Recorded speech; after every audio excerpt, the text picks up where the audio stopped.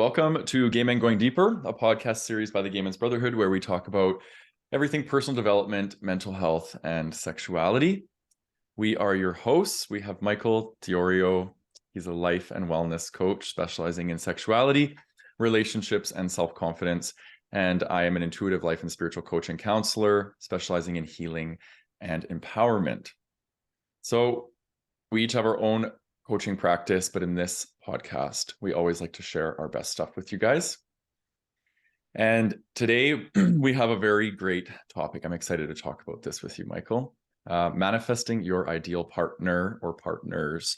And we're going to be exploring questions like, what is your experience when it comes to attracting love? How do you know what you authentically desire and who your ideal partner is? And what wisdom can you share on how to manifest your ideal partner? So I know you love this topic just as much as I do. Manifestation, law of attraction, all the good stuff. I know you do a lot of blogging on this topic. So yeah, this is going to be a good episode. All right, so we will continue these discussions as always in the last Thursday of every month in the Gay Men's Brotherhood Zoom Hangout, where you'll have a chance to share your own experiences. This podcast and YouTube channel are listener and viewer supported. If you enjoy what we're creating, you can support us by making a donation to the show using the link in the show notes. You can also subscribe to early access option on Apple Podcasts, listen ad-free, and gain early access to episodes on, and all your support helps us continue making content for you and supporting our community. So we do thank you in advance. And lastly, if you are looking to accelerate your personal development journey, you can check out our new coaching collection. Learn how to empower and heal yourself at your own pace by getting instant access to 45 premium coaching or personal development coaching videos created by us, as well as our Healing Your Shame and Building Better Relationships courses. So you can head over to gaymengoingdeeper.com for more information. All right, so I said off the top partners. I just want to say that off the top because we have people in our community and there are people that are navigating non-monogamous and polyamorous relationships and they have more than one partner. So it can be partner or partners, whatever floats your boat. I will preface with that. So we're going to be kind of breaking down three concepts, according to me. Michael might have other concepts he wants to bleed into, but I came up with manifestation, intention, and law of attraction. I think these are kind of really, really important when it comes to manifesting our ideal partner. So manifestation, I define as intentionally creating your reality through your beliefs and actions. So the word that sticks out for me is intentionally. We are intentionally creating a reality. We're saying we want this reality, bring it to me. So that means we have to set an intention. And I define an intention as a focused desire for a chosen outcome. Chosen being the key word and focused being the key word. So we have to really hone in. So it's really important when we're doing this work to be clear about what we need and what we want and the values that are associated with that. And one of the most important things to being clear with our needs is really being clear with our emotions, feeling, right? I always talk about this. Our feelings are so much rich with data about our desires, our fears, our insecurities, our needs, and needs very specifically, right? So a lot of times when we have an emotion arise in us, there's going to be an unmet need associated with that emotion. If it's a negative emotion, if it's a positive emotion, it'll be a need. Like it's showing us what we need, what we want. So that's why it's, a lot of the work I do is like, let's get you back into the felt sense of who you are so we can really get there. So that's kind of like, the main thing here. And then with all this, we're kind of using this like spiritual law or this universal law of attraction, which is, there's a bunch of different ways to view it, but some of them are like attracts like. So who we are is what we will attract. We will attract what we focus on. So wherever we draw our attention, we will attract that into our lives.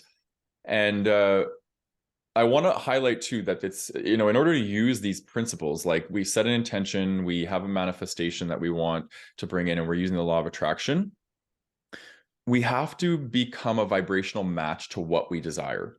And oftentimes people don't realize that. So, and, people will say, well, I set an intention and it didn't come to me, right? Why didn't it come to me? It still hasn't come to me. And that's often because we aren't in a vibrational match to what we desire. And that usually what I see with people is why we're not a vibrational match is because we have things that we have to work through still, whether that be karma or we have to heal, these sorts of things, so we can attract what we want. And I'll give you an example. We might say, well, I want my partner. I'm ready for this person to come in. And we're saying this from the cerebral part of us, this maybe egoic part that just really desires to have somebody, but we haven't learned to open our heart yet. We haven't learned how to receive love or to feel worthy of love. And I may be speaking from personal experience. And we aren't attracting what we desire. And it's like, why, right? Why am I not a vibrational match here? So a lot of the work in that instance might be open your heart, learn how to receive love, and then the law of attraction starts to work, right? So there's an element here of like, we can't just rely on the universe to bring us what we want. We actually have to do the work of becoming a match to the things that we desire. So I wanted to just point that out. And there's a major difference between what we need versus what we want. I think oftentimes we don't see what it is that is in the way of us and what we're subconsciously blocking love, right? So we almost have this dualistic experience. It's like, why am I not attracting love? I'm ready for it. I've been waiting my whole life for it, but we might be stuck. We might be subconsciously blocking attracting. And this doesn't necessarily just apply to relationships. This can apply to finances or all the things that we desire in our lives. We a lot of us have some subconscious blocks based on self-limiting beliefs, and that can really impact our ability to be able to manifest. So and then I found this thing online. I want to read it to you because I thought it was interesting. It was on Teal Swan's page. I'm not sure if this is a quote from her, but it says, witches call it spells, Christians call it prayer, spiritualists call it manifestation, atheists call it placebo effect, scientists call it quantum physics. Everyone's arguing over its name. No one is denying its existence. And I thought that was really interesting. And what I think it's saying is that there's something greater at play here, right? We are this grain of sand on this giant beach of sand, and there's all of this stuff at play here. This whole universe is at play, and we become a part of that when we practice principles like surrender and letting go and trusting and opening our heart. And so this is the conversation I wanted to have today, because this has been a major issue for me. And I haven't attracted my person. I've attracted many wonderful, beautiful people into my life and some very challenging relationships. But I haven't found that person yet that has come in and that's felt like a match yet. So I'm going to share from that place within me, and we'll go through the questions. But is there anything you wanted to add? Because I know you have a lot of wisdom in this area. So what? Yeah, first of all, great intro. I love the way you Thank kind you. of give us that tutorial, and for maybe people who are new to this or don't know much about it, that was a really good, concise way of putting it all together. Thank you. Something you said that I really loved, and I think this is why when it comes to the term law of attraction, I think there's people who like get really excited, and then people just kind of scoff and roll their eyes and like, Yeah. right? I think the reason is because it sounds really easy, and I'm really happy you mentioned it. It sounds easy. Oh, you just think about what you want and it comes to you. No. No, Yeah. that doesn't work. And if you think that's what's going to happen, you're going to be very disappointed, and then you're going to throw out the whole thing. And I think that's what happens. It really has been the hardest inner work of my life, is to not figure it out, but it's actually quite simple. But all the layers that are unseen or unknown, you said it best, the deserving, right? You have to believe you deserve it. And it's not just as easy as saying, oh, I believe I deserve it. You can't trick the universe, my friends. Yeah, exactly. Or whatever word you want to use. You can't trick it. It just, it will reveal to you where you are at. And that is the hard part. It's like, fuck, I want to be further. Like, I thought I had this, but it's not. So yeah, we'll get into it more. But I think that you really hit the nail on the head. So for anyone who kind of scoffed at the law of attraction, it's actually not that easy. It's not as easy as just saying an affirmation. It really is more than just the words and more than just the cerebral stuff. It is the felt sense you mentioned. Yeah, exactly. And I think when I talk about becoming a vibrational match to something, that's really what I'm talking about, is feeling it. Do you know what I mean? Like our thoughts are really powerful and they can create our reality, but it's like our emotions are really what inform everything. And when we get into a vibrational match, it's like I'm not just thinking I love myself, I'm feeling that I love myself. When I feel that I love myself, I will attract somebody to match that vibration. But just thinking thoughts of loving yourself, but not actually having an open heart and loving yourself, that's not enough to attract, right? That's more the ego energy saying, I desire this, bring it to me, versus the heart being open and saying, I'm ready for this, let's do this, right? And that's what I've been, that dissonance between those two things is what I've been negotiating for my whole life, really. And I'm finally doing the work now. I've done enough of the foundational work, and now I'm doing that final piece of like releasing the parts that are around my heart. And the singing has been a big part of this, and I've been doing somatic work with a therapist, and it's been tremendous. And I'm noticing how guarded I've been, and for good reason. Do you know what I mean? Like, I think the protection mechanisms that we've built around our hearts are very, very adaptive, and they're very they're smart to a certain degree, because perhaps we were in situations when we were younger that were very unsafe, and we had to guard against them in order to maintain sanity and survive. But we get to a place in life where it's like, okay, I'm not able to let love in. What's going on here? And so that's where I'm at now. Is I'm not just talking romantic. Like, I'm learning how to let my mom and my sister and my friends and my family back into my heart, because there was a big part of me that shut down as a way to stay safe. So, and as I'm doing this work, I'm like, okay, cool. Like, I'm attracting interesting romantic situations into my life, and it's like, as I'm going along, they're becoming more and more a match, right? And I think that's a big part of this. So okay, let's go into the first question. So what is your experience when it comes to attracting love? I'm very curious about your answer. There's so many different ways that I can answer this, but I will say, before, when I didn't understand or have access to any of these concepts, the way I attracted love, if you had asked me when I was like, I don't know, 25, is, okay, who do I want? Like, find who he is. Who does he want me to be? Like, how do I impress him? And then be that guy. So kind of perform. Oh, okay, he likes this thing, so I'm gonna just pretend I like that. Or he seems to be someone who's interested in these kinds of people, or go to this party, so I'm gonna go to that party. And so that is basically people pleasing. It's a form of people pleasing. It's not authentic, at least in the case that I was doing things that I wasn't authentically interested in. And so that connection wasn't based on me being me. It was based on me performing for him. And obviously those connections didn't work. So that was then. As I became more familiar with the law of attraction and manifestation, and kind of went down that path, the way I do it now is, how do I want to feel? Let's say it's a romantic relationship. How do I want to feel in that relationship? I take the person out of the equation completely. How do I want to feel? I want to feel secure. I want to feel loved. I want to feel supported. I want to feel fun. I want to feel whatever that might be. I feel that, I be that, and I just find every instance in my life where that's there, and I acknowledge it, and I'm like, oh yeah, that's the one. Yeah, that feels good. Even if it's not from a person, even if I'm just, I don't know, feeling loved from someone else, I'll be like, ah, yes, that's the love. That's what it feels like. That's what I want to feel more of.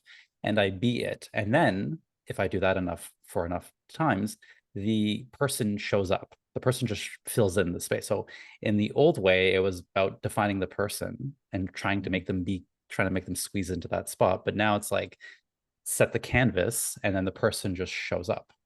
Yeah. If that makes any sense. Yeah, it does. So yeah, I think that's the before and after, but I'm gonna tell you a little bit about how it worked, how it has worked for me to attract love. And I'm gonna toot my own horn a bit and say I'm actually pretty good at manifesting in general, on all kinds of different things. Love is included. And I was thinking about it, I'm like, okay, what is that? What do I owe that to? So I came up with a few things. The first thing, and you said it, is I believe I deserve it. Yeah. Right. Whatever that is, when it comes to love, I absolutely, at my core, I don't even need to believe it, because I just know it, that I am deserving and worthy of love. That's it. And I just know that. And that was a lot of work. I say that now, and it sounds easy, but it took a long time to get there. So that's number one. You have to believe it. Like I said, you cannot trick the universe. It will show you, it will reflect to you, it will manifest for you what you actually are vibing. Yeah. And you can't always see that, right? Like you said, it's not always conscious. Sometimes there's things that you don't see are there. Yeah. Oh, it sucks. Yes, and that has been the hardest part, and that's where I kind of want to throw in the towel sometimes, be like, this fucking universe piece of shit, blah blah Yeah. blah. Yeah. But it just tells me, okay, there's more work to do, right? And what is that work? So that's one. Two is that I what has been successful for me is finding all of the ways it already exists in my life. So if I have Mm, something I do not want, let's say it's love or a relationship, I find all of the ways I do have it. And there's, if mhm. you think about it, if you like use your imagination and like open yourself up, then like you can find love everywhere.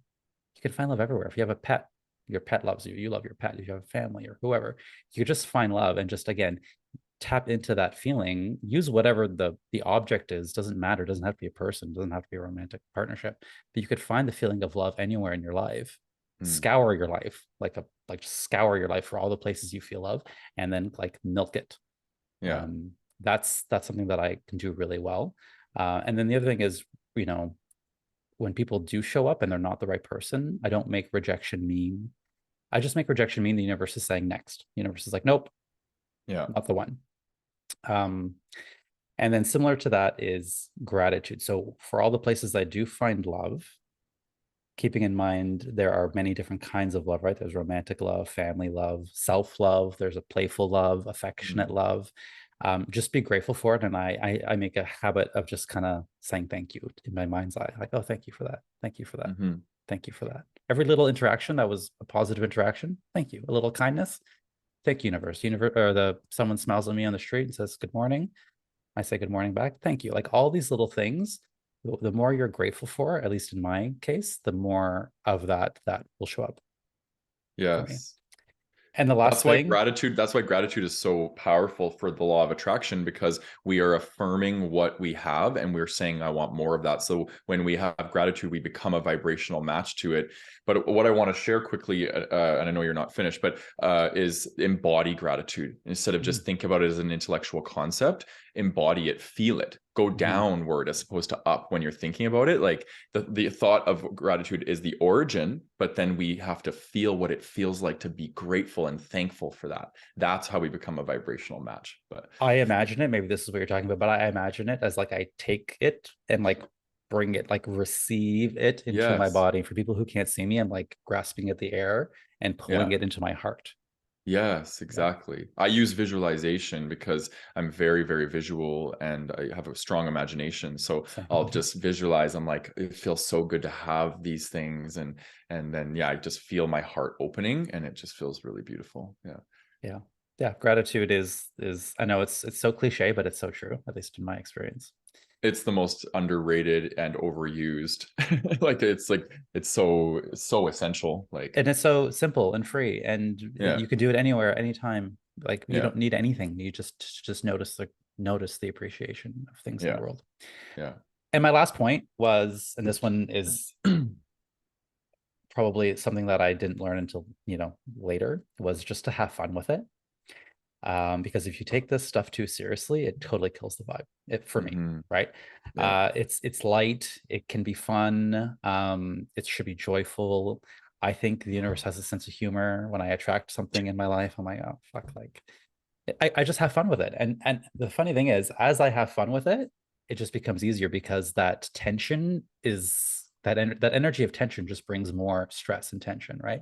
Whereas the Yeah. energy of lightheartedness allows things to flow a lot faster, a lot easier.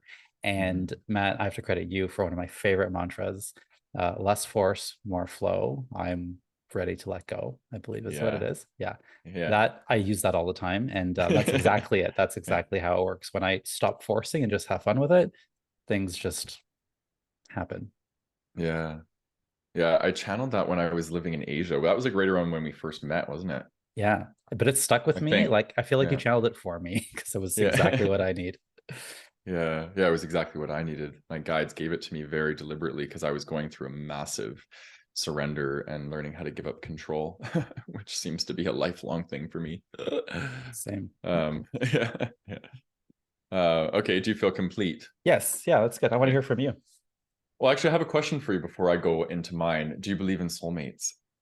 Yes, I believe that. I don't know what the definition, what you define that as, but I believe that there could be multiple. Yeah. Yeah. Yeah. And I believe for me, the way that I'm looking at romantic love, probably in the last 5 to 10 years, 5 years, is that I believe my life will be full of many lovers and different relationships for different eras of me. Yeah. And I think that's a beautiful thing. Yeah. Um, Obviously, we are kind of in a culture where the traditional story is you meet someone, you grow old with them, that is your one person. I Yeah. love that. That's wonderful. My sister and brother Hmm. both have married their high school sweethearts and are having, Oh, yeah. beautiful lives, and I get to see that unfold, and that is beautiful. But I don't know if that's for me. I Hmm. love the idea. I mean, I'm only 40, but I love the idea that I look back at my life now and I have, I can think of so many, romances, whether they lasted a month or years, that I'm so grateful for. And they're so beautiful and they're so different in their own way. And they kind of represent different eras of my life. And I like that because I'm ever changing. There's Yeah. just always reinventing myself, typical Yeah. Gemini. Yeah. And so I don't know. I think you could have soulmates for Yeah. different phases, and not all of those are soulmates, definitely not, but some stick out more than others, absolutely. And who knows, maybe at the end of my life, um, when I look back, one or two will stick out more than the rest. Yeah. Exactly. Yeah. Cool. Thanks for sharing. All right. Where to begin for me? So I kind of almost have one word to describe like my experience when it comes to attracting love, which would be disorganized. It's been very, very disorganized. And that's my attachment style. So it makes complete sense. For people that don't know what a disorganized attachment style is, it's essentially like a blend of anxious and avoidant. So usually, and it's characterized by hot and cold, right? So it's like, yes, I want intimacy. Come to me. And then as soon as it comes, I freak out and I'm like, get away from me. Right. And it's like very confusing. It's one of the harder attachment styles to treat. And it's one of the harder attachment styles to have, to be honest, because it's characterized by so much confusion and it's exhausting and it's push pull, it's hot, cold. So anybody that's been in a relationship with me, I should give everybody a certificate and be like, you've done so good. Because I know it hasn't been easy. And I've also attracted people with disorganized, and two people with disorganized attachments. It's very, very challenging. So somebody that shows up as anxious in a connection with me, I become avoidant. And somebody that shows up as avoidant, I become anxious. And so I would say I'm like so close to earning my security badge. Like I've done so much deep work, like a decade long of work on this, and it's been tremendous. My journey, very painful, moving through this, but I feel like I'm making massive strides right now, and have been for the last few years. But there's just a looming feeling of not being safe. That's what it comes down to: a deep fear of intimacy, a deep fear of abandonment, um, a deep fear of rejection, these sorts of things. So what I've attracted Yeah. has been really interesting. So I've attracted relationships that are so my mother has a disorganized attachment. My father has more of an avoidant attachment style, and with aspects of security, I would say, in my father, but my mom's very disorganized. And these were two relationships have taught me that relationships aren't safe to a certain degree, and that they're not consistent, and that there's lots of possibility to become hurt in relationships. So my early experiences of relationships were very, very confusing. They were very scary. There was a lot of fear associated with it. So I've attracted partners who resemble maternal energy, and I've attracted partners who resemble paternal energy. And I would say more so paternal, because that's the karma I was working through. Is I was attracting a lot of avoidant men, and I'm very, very sexually drawn towards avoidant men. There's something about the chase, or and I was like that with my father, always like trying to seek his validation, his approval, like give me attention. And I never felt like I ever got it. You know what I mean? It was like, um, yeah, especially emotionally. I think with my father, I was always seeking an emotional connection, but that he doesn't have the capacity for that. He's a very intellectual guy.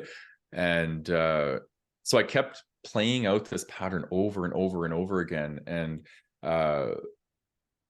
I just wasn't learning. I believe the universe gives you lessons, and when you pass them, you stop getting that lesson. And for me, it was like literally almost a decade and a half of attracting avoidant and avoidant and avoidant. And what it was highlighting for me is my lack of self-worth, my lack of safety within myself, and all the trauma that I had to heal inside of me. And so I have a lot of gratitude now for these partnerships, because they were really the medicine I needed, although they were very painful. So I think that's kind of the main thing of what I've attracted. And then so now I find that I have done the work to not attract that. I see my worth. I no longer actually, and you know what it was? I'll say this. So growing up as somebody that's dealt with attachment trauma, usually I see this in people that I work with, and in myself. Their tolerance for red flags increases. It's almost like an adaptation, because when we're living in an environment where there's red flags, we develop a tolerance to them because we're around them, and it's like, okay, so I've got to be around these, and they almost become normalized. And part of the work of healing attachment trauma is lowering the threshold, lowering the tolerance level, so you become more sensitive to red flags and you begin to notice them. And that's the work that I've done. So now what I do after I go on a date, or I start chatting with a guy, is I have folders in my phone, and there's red flags, green flags, aligned values, and misaligned values. And after every date, I'll just go in, and it's like a little sheet, and I fill it in. Okay, this is what I identified in him. This is potentially a red flag. And I keep track of it, because the old me would bypass that. Mm-hmm. Right. And I wouldn't notice them, or I would just sweep them away, because it was what I was used to. So I did that for the last few years when I've been dating, and it's helped me tremendously to kind of reprogram that part of me, being like, oh yeah, okay, these are red flags, and these are not good values. Somebody that drinks a lot is not a value alignment with me. You know what I mean? Like, it's just not good for me. So, and before I used to just override that. I'd be like, okay, what so it won't be that big of a deal. And then it just becomes problematic in the relationship. So I've learned to really honor what it is that I need. So yeah, I think doing this healing work has allowed me to come closer to being a match to what it is that I desire, because I now understand what it is that I want. And the unhealed version of me was quite codependent and was other centric, right? So I didn't know what I wanted. I didn't know what I needed. So I think a lot of the healing work that I've done has really connected me back into myself, and I've developed a stronger sense of self in knowing what it is that I want, what my fears are. Because when we have trauma and we dissociate from that part of us. So we're not sure what we want. We just kind of go with whatever. We become people pleasers. And I think that that really impacted my relationships in a big way, is that people pleasing aspect. So, but yeah, I feel like I'm ready to attract a partnership. And, to answer the question that I posed to you around soulmates, is that I believe that, well, I believe you're a soulmate of mine. Do you know what I mean? Like, I believe we have platonic and romantic soulmates, and I do believe that we have many. I believe my mom is a soulmate. Like, my soul chose to come in and reincarnate into this life with her, and she had medicine for me. Yes. Right? Clearly, my father had medicine for me. So I believe as souls, we kind of enter this incubation period, and we're looking at, okay, what do I need? What does this soul need to do in this life in order to break karma, or to ascend to its next level of consciousness? And then we select, and we say, okay, this soul has this medicine, I need this, and then we go through the little toolbox, the spiritual toolbox. Okay, I'm going to need this, and this for this journey. And that's the resilience, right? As we have our toolbox full of things that we need. And then we go on our journey, and we embark on our journey. And when I view the world through the lens of that, I'm reminded that everything is happening for me, not to me.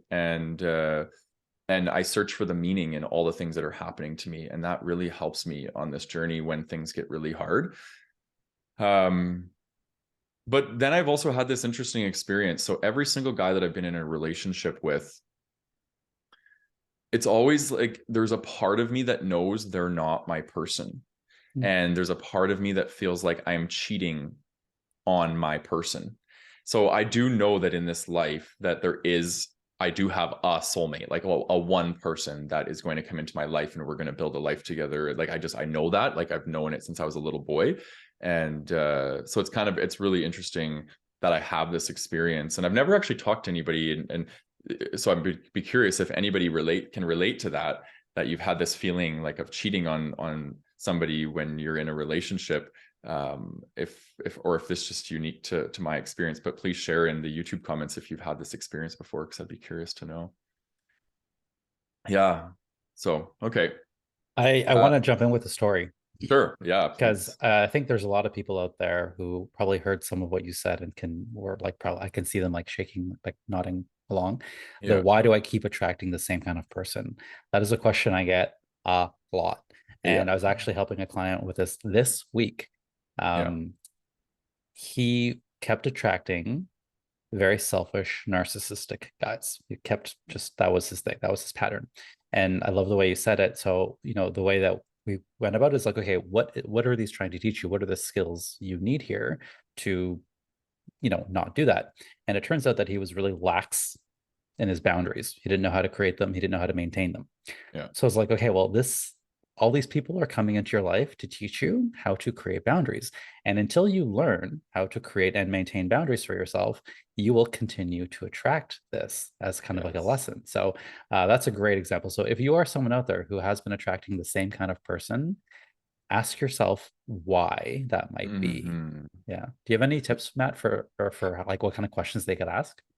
Yeah, so I think the biggest thing is what is this relationship trying to teach me? What lessons are there to be learned here? Yeah. Like that sort of thing, and get Yeah. clear about it. And some people have the wherewithal or the awareness to be able to go and do that work on their own, but some people do need coaching, or like they need objectivity, because we get lost and swept up in our emotional worlds and in our relationships. So that's why relationship coaching or counseling is so powerful in getting that objectivity. But I do see that too, and there's a very strong victim energy associated with that energy, and it's not until we take responsibility, right? And that's Yes. why I say search for the meaning in why things are happening, as opposed to being like, this is happening to me, why me, why me? It's like, this is happening for me.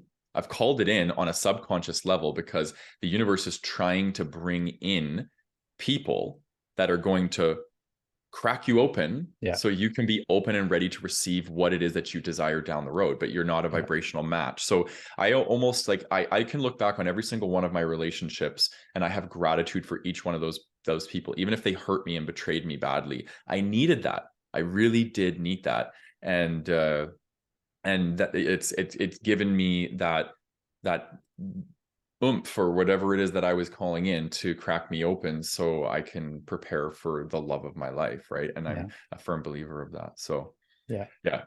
Yeah, it's codependency, right? If you look at it, like that's really what it is. It's like you're people that are attracting narcissistic people into their life, or selfish people. It's like, yeah, I don't have boundaries because I didn't learn as a kid that it was okay to have boundaries. I didn't learn as a kid and to individuate or to get my needs met, and I put myself on the back burner.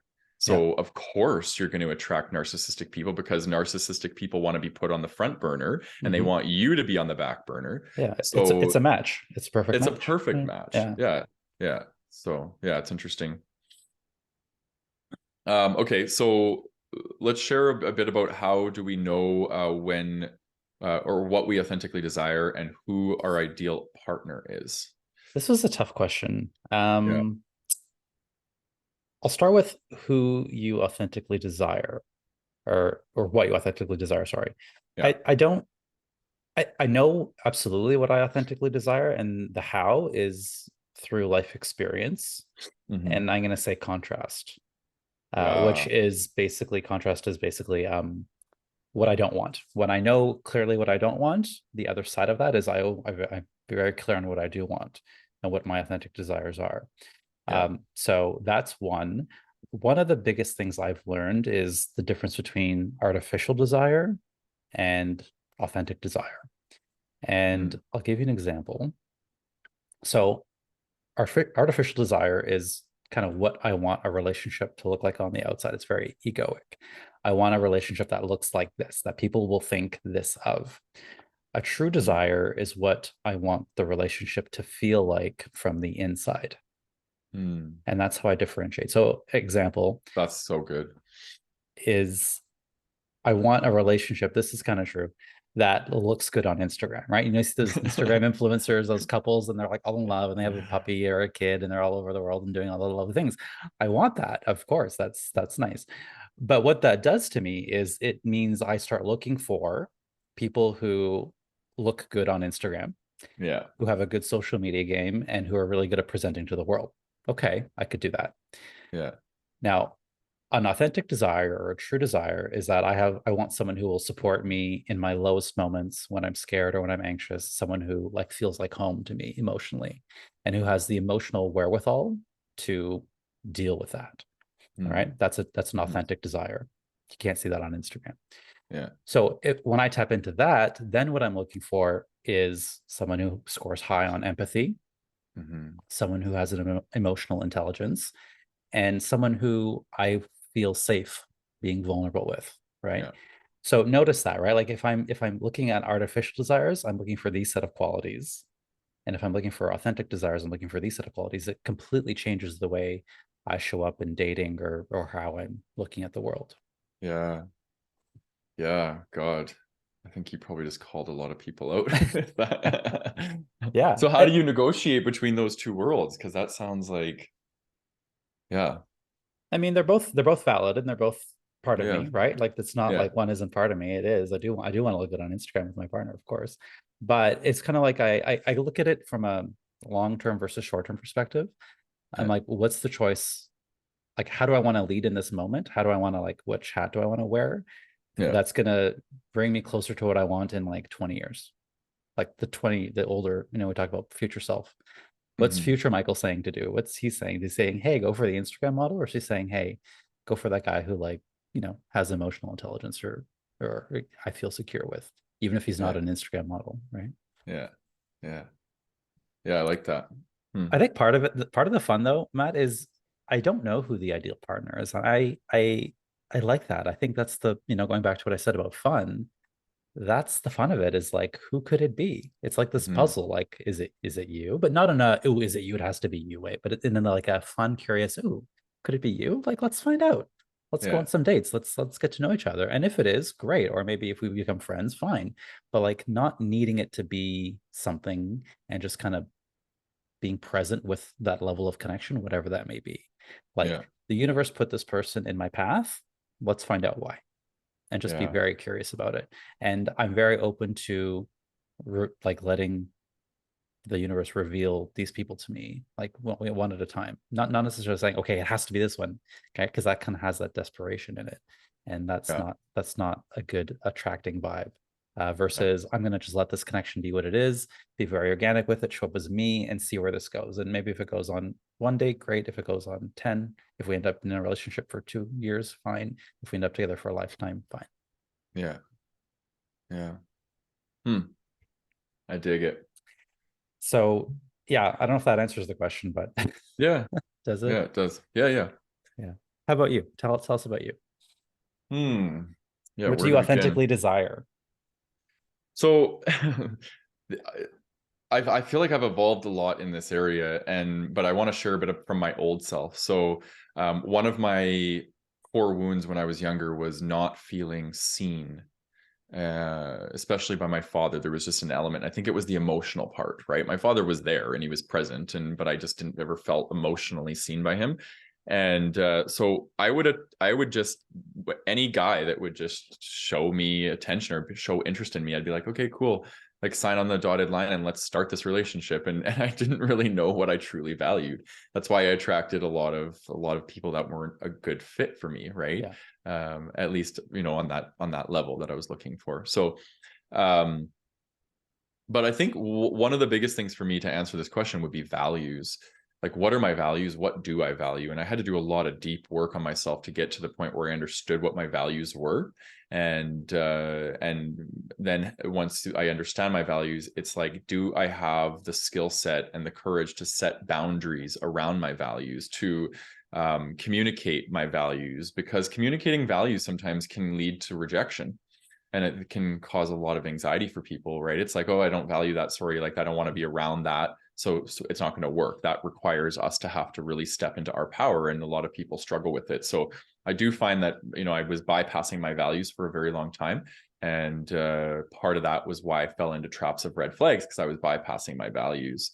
And so that's a big part of it here. And it's funny, I did a really cool exercise with Andre Lee Wills, who was with me on the demisexual podcast, the Pretty Privileged one, and the heterophobia podcast. And he took me through this exercise where he got like an outline of a male figure and just printed it out, and he had it on the screen. We did this over Zoom, and we went through each body part and was like, okay, what are you looking for? What are you attracted to? What are you physically attracted to in the male body? So we started obviously at the top, like, what do you like for hair, for example? Oh, I like this type of hair. Okay, well, what is it about this type of hair that you're drawn to? Like, why does that? And then I was really challenged by this, because I was like, there was a lot of like unconscious biases and all sorts of things that I had to move through. Like, why do I like this? But then I was able to associate certain things with my desires. And I do want to obviously create the bridge here between physical attraction and what people are looking for on maybe a deeper energetic level of attraction, because they're both very important. And I do see this a lot in the Gay Men's Brotherhood, where people are like, well, attraction is always the thing that brings us to the person, and then we go from there. And for some people, most people, I'd say that's probably true, but not everybody. But physical does very much inform the other aspects. But it was cool to be able to go through and like be like, okay, why do I like this? What is this associated to? Guys with bigger noses I tend to like, that sort of thing. So like, what is that attached to? So that really helped me get clear about like almost like this person like that I'm looking for, and what would really light me up about them, and why I'm drawn to these characteristics of them. So that's another important piece. The other thing is this notion of feeling matched. So I think this is one of the most important things, in my opinion. I'm really, really learning this, is this sense of being matched. And one of the areas that I think is the most important when it comes to finding who our ideal partner is somebody that matches you on the levels that you're currently at. Right. So that might be level of intelligence, emotional intelligence. It might be desire for closeness or desire for space. Oftentimes, when we are attracting people from the wounded parts of us, we're attracting the opposite of what we need to heal the part of us that needs to be needs to be healed. So me, for example, I needed to heal the parts of me that were anxious in love and constantly self-abandoning. So I would attract avoidant men who incited me to abandon myself to connect with them, and that was highlighting what I needed to be healed. And now that I've healed that, I'm attracting men who match me on what it is that I want for my level of closeness and space, right? Because I'm no longer playing out that wound. So I'm attracting what it is that I am, right? And it's beautiful because I have a desire for closeness and space. And I would say I'm more on the level of closeness, for sure. I would say it's probably like a 65-35 for closeness and space. Like I'm a person that values his freedom and space a lot, but I also love closeness, right? I think it's the reason why we're in relationships. It's beautiful to have closeness with your partner.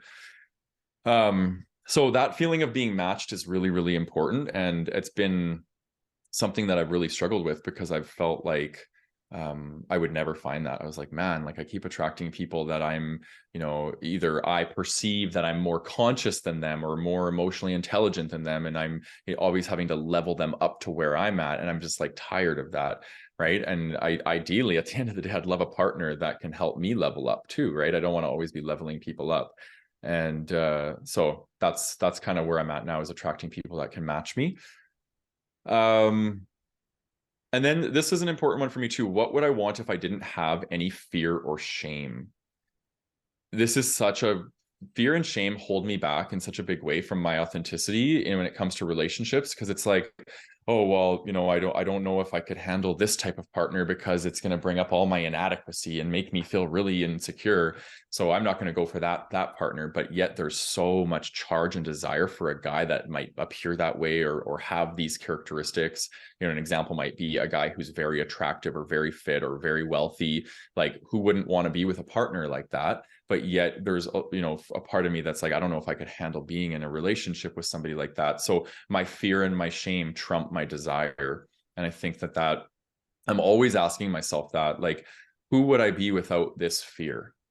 And I try my best to move towards that person in me that wants what he wants beyond the fear. And that's why I'm struggling a bit in life right now, is because I'm doing that. I'm literally abandoning my attachment to fear and I'm pushing through it, and it's creating a lot of discomfort for me. But I'm like, I don't want to be ruled by fear or shame. I want to be ruled by my authentic desires, and I want to fulfill those desires and live the life of my dreams, because I deserve to live the life of my dreams, right? And so yeah. And then a couple things that I just wrote is like, what makes me feel lit up? Like, I know I'm with somebody when I feel fire inside of me, and it's just that feeling where you're lit up. And I think for a long time I was afraid of that fire, because it would feel all consuming. Like, love for me can be so intoxicating that it throws me off. It can become almost addictive, right? And so I think I've gone through life, and this is totally my disorganized attachment, going through life minimizing people's importance to me. And there's a lot of sadness and grief around that, because I think I've sabotaged a lot of really beautiful relationships by doing that. And that was the mechanism I used to keep myself safe, which is like, oh, they're not that big of a deal. I could, find somebody like them after, or, I would always minimize people's importance to me. And it's shitty. It's not a good feeling to them, right? And it's not a good feeling for me. So I think that's more of the avoidant part of my attachment style. And I see that a lot with people with an avoidant attachment style, is they kind of minimize people's importance to them.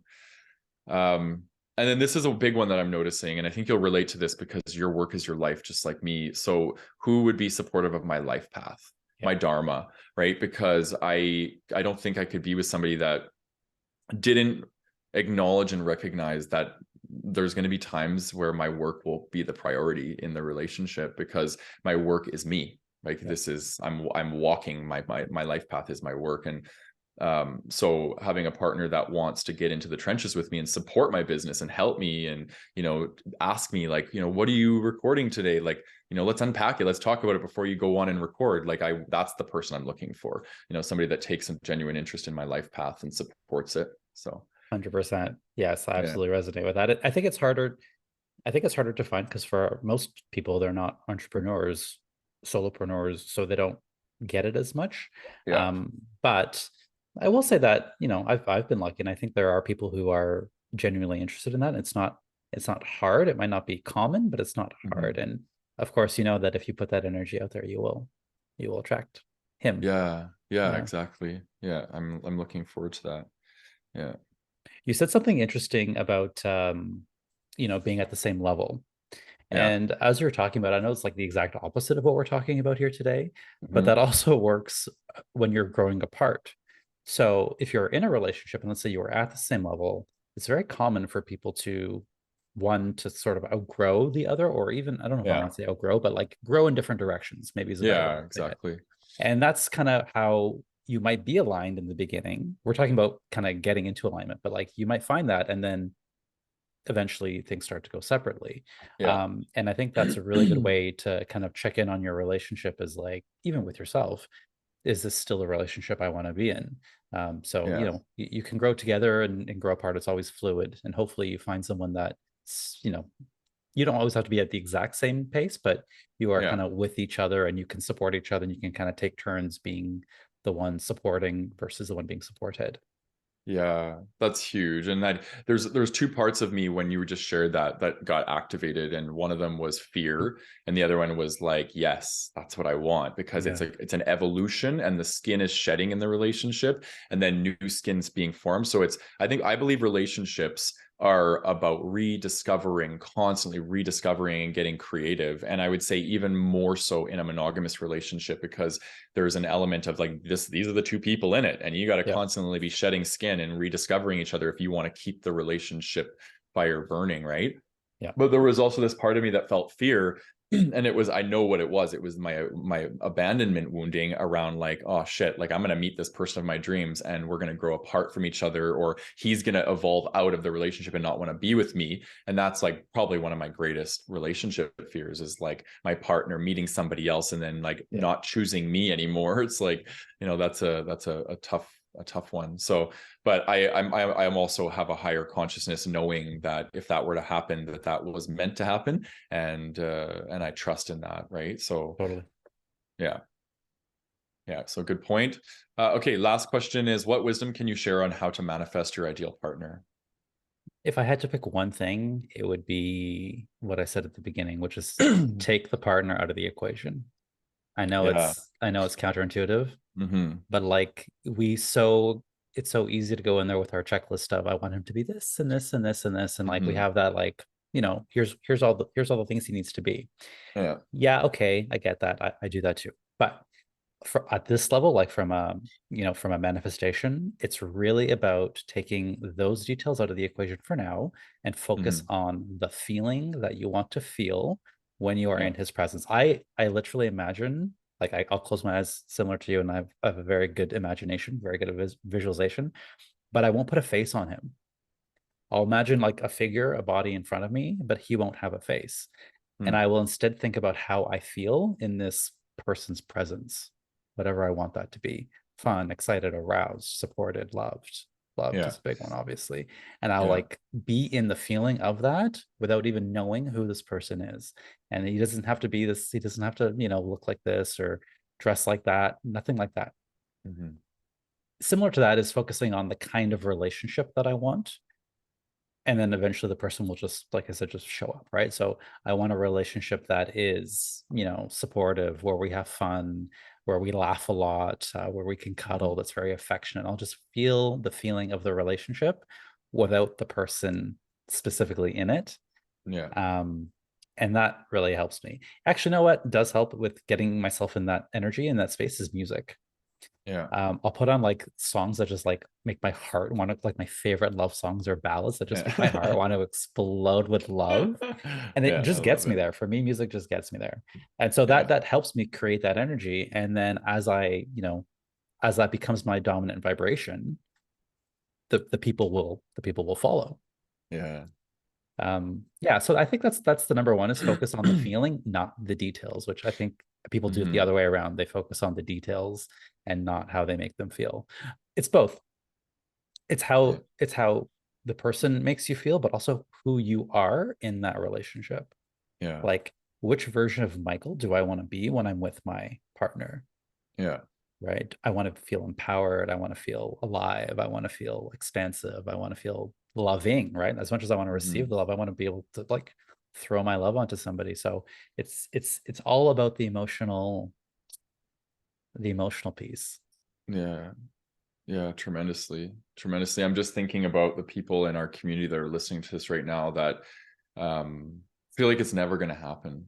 And just that hopelessness. And, maybe you're getting older and you're like, oh, like, is this ever going to happen for me? And, Yeah. there's a lot of frustration in our community. And I think that's why there's this perseveration in our community around like finding our partner and dating. And it's like we struggle with maintaining friendships with gay men because we're so hyper fixated on finding this partner. I see this a lot, Yeah. right? And so what would you say to those people that are just feeling kind of hopeless if they're ever going to find this in their lifetime? Yeah, I think that hopelessness is very common, and I felt it as well. Not necessarily because of age, just because, after going on a lot of bad dates, meeting a lot of people, and getting rejected a lot of times, it's easy to go there. Mm-hmm. Um, I guess the way that I've dealt with it is that you know Abraham, right? Yeah. Yes. Yeah. So the way Abraham describes it is that I've disconnected from source, or from the universe, and from that infinite love. Because if I'm feeling hopeless, it just means that I've stopped believing, or part of me does not believe. And so the work is to believe that you are deserving. Yeah. And I know that that's hard, but also if it's, the attraction piece of it, the law of attraction piece of it is tough, because you have to, like, if you're stuck in hopelessness, it's hard to just say, okay, get out of it. You have to Mhm. kind of go neutral and just like go to bed or do something else. Take your Yeah. attention off of the subject for a little while. Like, stop. If you're dating a lot, stop dating, get off the apps, Yeah. get a hobby, go do something else, focus on your family, focus on your work. Just put it in neutral for a little while, and Yeah. then come back to it with a fresh perspective, or at least without all the activated hopelessness that comes with that particular topic of dating or love. Yeah. Yeah, I love that. And I think because this actually comes up quite a bit in the work that I do with clients. And part of what I support my clients with is healing and getting them into a place where they can become a vibrational match. And I always say you have to become the love that you're looking for. Yeah. You have to look and feel the love inside of you before you can ask somebody else to love you, right? You can only love as deep as you love yourself, right? So that's the karma that we're all trying to work in this life, is we're all trying to fill the hole with somebody, but really it's about, there is no hole, and or if there is, we're pouring love out. So how do we become the love that we want to receive? Well, we give it, right? We give it, and we don't just give it to a romantic partner. We give it to our parents. We volunteer, we be of service. Like, love doesn't know whether it's romantic or platonic or any of this. Love is a feeling that's ignited inside of us. And I think that is the piece. And I think a lot of what I see with a lot of humans, but again, this is a podcast for gay men, is that there's a lack of worthiness. We don't feel like we're worthy of love. And I worked with the mantra and the affirmation, I am worthy of love and belonging, for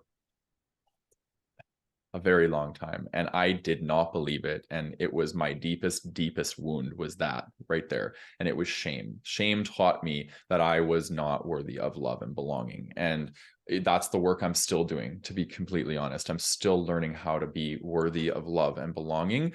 And I would say more so the belonging piece right now, because I really do feel worthy of love now, but I don't quite feel worthy of belonging yet. And I think that's a piece of it. And they do go hand in hand. If we love ourselves, we will feel worthy of belonging. Yeah. So they're kind of tied in.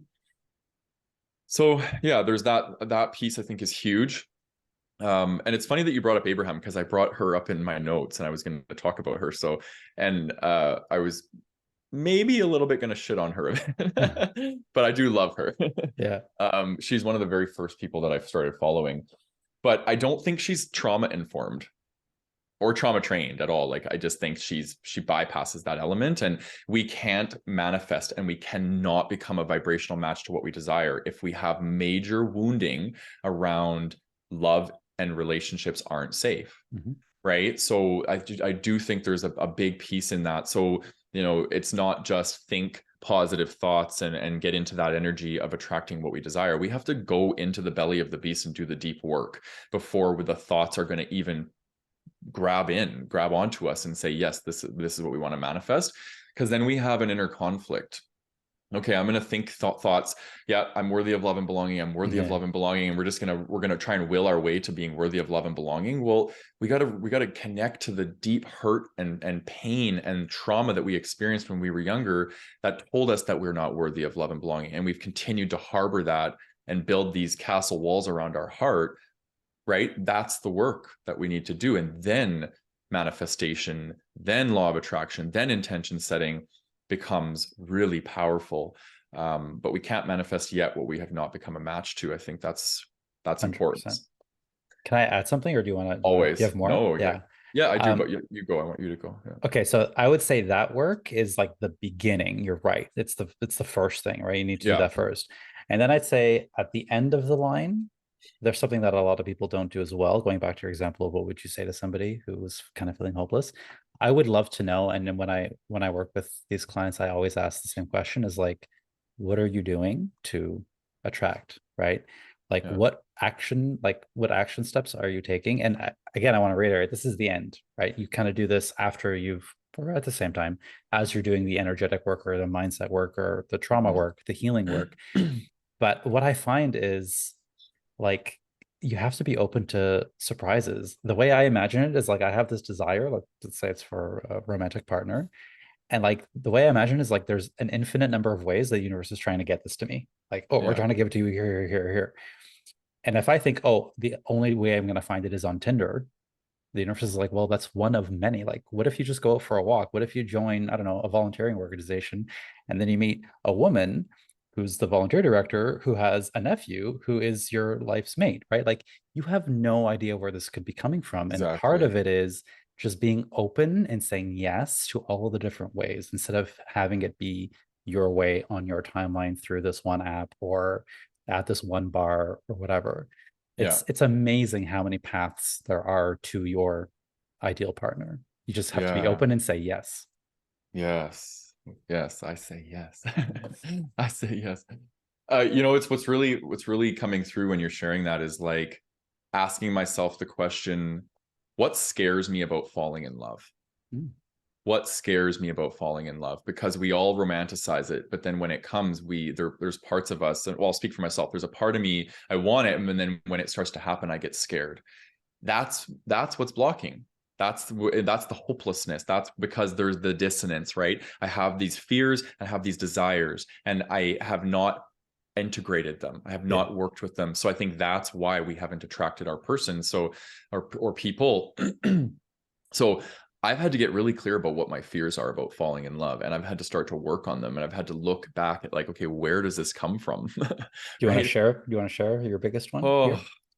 well, I think I already did, but I think that my biggest one, it revolves around abandonment. And I've shared Yeah. on the podcast before. My parents split when I was young. My dad left. I didn't see him very much, and my life was very chaotic. I was put into complete chaos as a young kid without coping skills to deal with that, and it was all because of love. So I saw love ending leads to pain, relationships lead to pain, and it will lead to me being abandoned. And so this is a deep core wound that I'm still working on, um and that's what's been blocking me from being able to attract it, because when I have a relationship in my life, it feels very activating, right? And my nervous system is just constantly peaking and valleying, and it creates chaos in my life. So I've had to learn how to regulate my nervous system and how to understand how my nervous system works. So a big part of my work has been befriending my nervous system and connecting with my soma, my body, and understanding how it's informing my psychology. And so this has been my work, and it's been a very painful, very heavy work, but it's my path to liberation. I'm not going to say that it is everybody's path to liberation, but you know, being somebody that is trained in attachment trauma, like healing attachment trauma, I do think that this is a big part Yeah. of the healing. Is it happens through the nervous system, and learning how to co-regulate and learning how to emotionally attune with somebody, all these things. So, but we got to feel safe. We got to be willing to let people in. It's huge. 100%. Yeah. Okay, so my little list here. So the very first thing would be set the intention that this is what you want. And don't expect it to come right away. Expect to get all the tests, expect to get what you Yeah. need. So don't attach to, oh, okay, I'm going to set an intention. I want my soulmate to come into my life now. Don't expect he's going to ride in on a white horse and sweep you away. It's probably not going to look like that. It's going to look like you're going to attract the narcissist who will come in and try and evade your boundaries. And then you stand up and say no more. And he goes away. Test one passed. Okay, cool. You're going to get another test, and you're going to go through and you're going to attract exactly what you need to get to your soulmate. That's what an intention will likely look like. And people romanticize intentions and think, okay, Yeah. I'm going to set this intention and it's going to come to me in this form of the fantasy, but it likely won't happen like that. It'll happen down the road. So that's key. And then, you know, part of intention setting is looking at your why. Why do I even want this? Why do I want love? Why do I want my soulmate? What is it going to do? How is it going to enrich my life? Yeah. I love that Getting question. getting a lot of clarity around that. And then healing the parts of you that are seeking love for the wrong reasons. I use wrong in quotation marks because I don't think there's wrongness in this journey. I just think there's unhelpfulness. So are you filling holes? Are you using relationships to fill your holes? And cha-ching. So yes, we can use relationships to fill our holes, but we don't want to be doing that from a place of I define codependency as finding our worth in our relationships, not within ourselves. And that's really what it comes down to. So we got to look at how we're showing up in our relationships, and are we using them to do the work that we need to be doing for ourselves? I think that's key. Perfect. Visualize. I'm a huge visualizer. So one way to manifest is to look at which of your senses is really strong. So for me, it's visualization, like seeing my eyes. My third eye is very open. That's how I manifest. So really looking at, okay, are you do you visualize through your ears, or do you manifest through your ears, or touch? Like what really gets you in the place where you can start to connect with that, and follow that. Action versus surrender. So discernment. I think spiritual discernment is so important on the journey, because we can get into this mentality of a hyper masculine action, and we set the intention and then we go to work. And it's like, cool, great, go to work, but then you got to chill for a bit. You got to integrate all that work. So yes, see a therapist or whatever, do that work, and then you have to learn how to surrender and let the universe come in. You got to get out of your own way if you want manifestation to work, because keep in mind that when we manifest, we're working in co-creation with the universe. So we are 50% of that equation. The universe is the other 50. And if your dominant energy is taking 100% of it, the universe won't be able to come in and support your journey. So we gotta have a balance between action and surrender. And I love how you already said this, but I'll reiterate it, is attachment to the outcome. When we see something and we think that it has to play out that way, the beautiful thing about co-creation is the universe knows. The universe, from my belief system, created my destiny. So if my creator created my destiny, I think I should give my creator some credit to know what I desire and know what I want, right? And my ego sometimes trumps that and is like, no, I want this. I want a guy that is this tall and has this and this and this, and I've got all these criteria set out. And then guess, the universe brings me the opposite of that, but my heart is so full and my soul is so satiated by this connection, right? So sometimes we have to let go of our attachment to what we think it needs to be, and we have to just be willing to receive what's coming for us, right? And then the last thing I have is monitor thoughts of lack, because, and this is, again, we talked about it already, gratitude is so important on this journey. Like when we hyper focus on lack and what we don't have, it's just reinforcing scarcity mindset. And law of attraction and manifestation work on abundance mindset. So we have to have a fundamental belief that there is enough. I'm enough, there's enough. And the world will always provide, the universe will always provide when we're ready to receive. And we actually, in my opinion, I think we are ready to receive when we're grateful for what we already have, not with our hands out being like, I'm ready to receive. It's actually like my hands are on my heart. Yes. And I'm like, my life is full. I have so much going for me right now, but I do have a desire for more. Yes. Right. That's a beautiful place to be. And I'm always trying to master that. It's very hard, but I try my best every day to focus on gratitude and while still honoring my desire for more. Yeah. That's a great mantra. I love where I am and I'm eager for more. Right. Yeah. That's so beautiful. I do the same thing, Matt, with my hands on my heart. That is, like when I talked about receiving, I do the same thing. It's very much here in this chakra, or this like heart, like the center. And you're right. Everything you said is 100% been my experience as well. So I think we must be onto something if there's two of us that feel the same way. Yeah, exactly. I agree. Any final thoughts before we wrap up? This has been a great episode. I have two quick ones. One about receiving. So we talked a lot about receiving. what I notice is that, people aren't necessarily good at receiving. And they Mhm. even think of it in the easy way. Like if someone pays you a compliment, do you graciously receive that and say, oh, thank you so much? Or do you deflect? Right. So I think be very aware of all the different things that are coming in for you. Yeah. And again, like I had said in the beginning, just give it a little thank you to the universe, but also how good are you at receiving things like compliments, things? Do you say thank you? Do you deflect and say, oh, Yes. no, no, no, no, I don't want that, or no, no, that's not for me? Because that might be something that's holding you back. You have to have like literally open arms and say, give it to me because I'm ready for it. Yes. Yeah. I'm so glad you said that. I do not know how I missed that. That's like the most important part of right. We manifest and then we have to be willing to receive. So yes, I'm glad we ended on that. Did you have another thing you wanted to share? Yeah, one more thing. Yeah. Just that, when we talk about manifesting your ideal partner, yes, Mhm. the one caveat I have for everyone is that just because you manifest the ideal partner doesn't mean there's not going to be work in the relationship when it gets there. Oh yeah. Yeah. Yeah. Just Huge. just for saying ideal partner does not mean it's like smooth sailing for the rest of Yeah. your life. There will Yeah. always be conflict. There will always be things to deal with and growth and challenges in any relationship. So I just want to put that out there that I'm not advocating for like some fairy tale Yeah. man to walk in and just everything's going to be smooth. Yeah. Yeah, I agree. I almost wouldn't want a relationship like that No. because I think the cycles of conscious conflict, I'll call it, and intentional, you working through conflict, that's the beauty of it. Like that's, like Yeah. it's the repair that brings us back into intimacy. So I've And learned, closer yeah, and closer together. exactly. Yeah.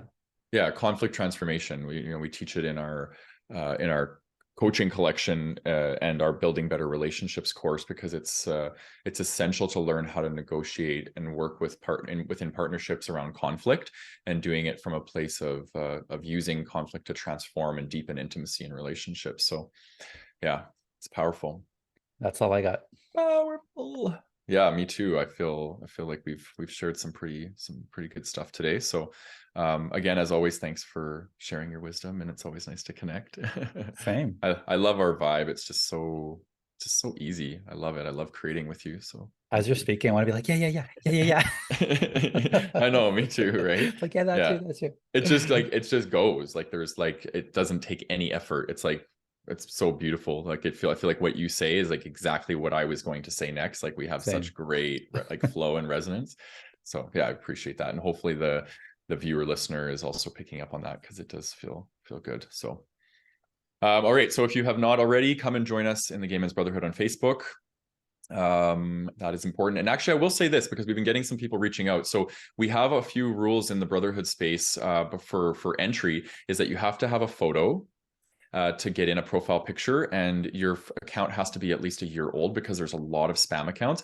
If this is not you, if you're just creating a brand new profile to come in and join us, please email us at info@gaymensbrotherhood.com and let us know, because otherwise our moderators will not let you in, and that can feel very rejecting, but we're not doing it intentionally. Obviously, it's because we want to protect the integrity of our community, because there's so many bots and there's a lot of homophobes that are want to come into our community and be evil. So we have to be really, really mindful of that. Please again comment and on YouTube, we love to read your guys' comments. And if you're listening on your favorite podcast platform, please leave us a star rating, hopefully 5 stars if you enjoyed what you heard today. And lastly, you can check us out at gaymensbrotherhood.com for all of our courses, resources, get onto our email list, all the fun things there. So thanks again for tuning into another episode, and we look forward to seeing you guys next week. Bye-bye.